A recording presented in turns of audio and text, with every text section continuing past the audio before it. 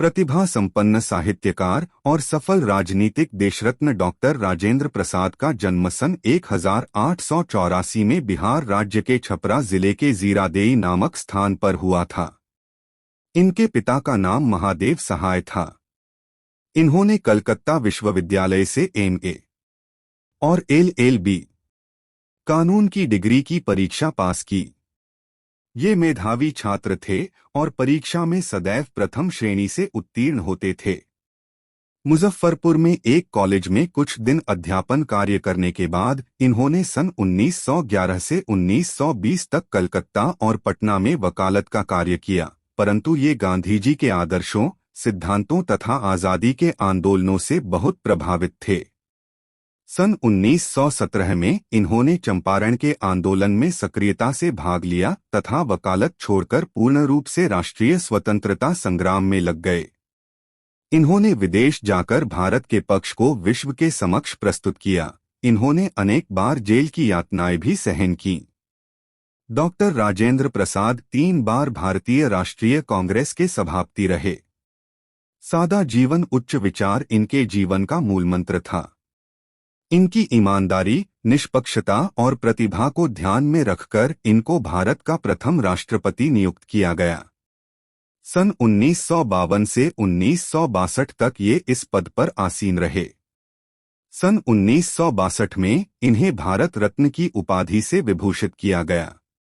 आजीवन हिंदी और राष्ट्र की सेवा करने वाले डॉक्टर राजेंद्र प्रसाद का सन 1963 में स्वर्गवास हो गया। साहित्यिक परिचय। डॉक्टर राजेंद्र प्रसाद एक महान व सफल लेखक थे।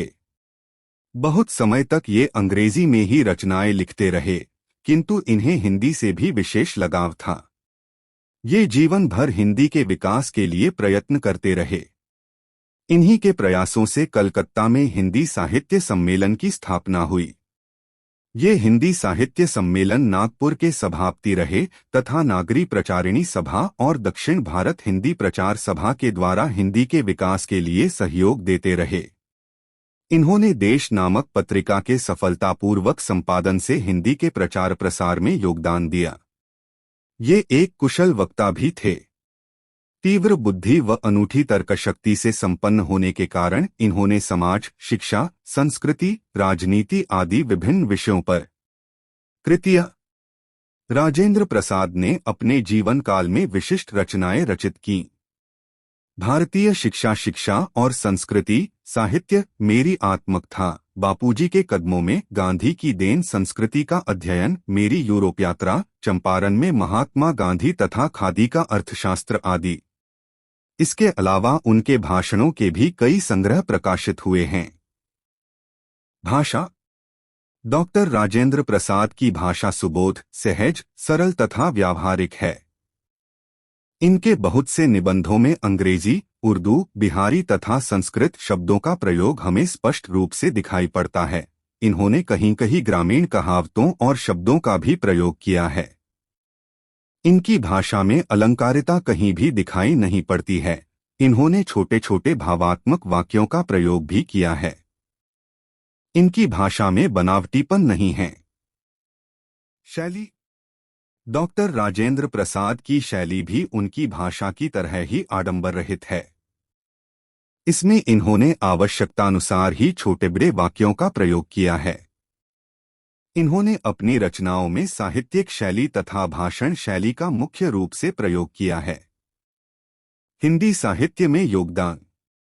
डॉक्टर राजेंद्र प्रसाद हिंदी के विशिष्ट सेवक एवं प्रचारक थे।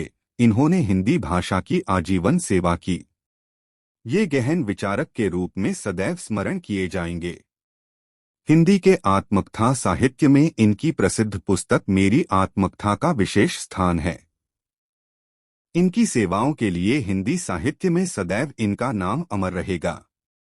अगर आपको यह जानकारी अच्छी लगी तो हमारे चैनल जीवन परिचय को सब्सक्राइब करें और लाइक करें। अगर आप हमें फेसबुक पर देख रहे हैं तो फॉलो जरूर करें। अब मिलते हैं ऐसी ही जानकारी के साथ अगले वीडियो में।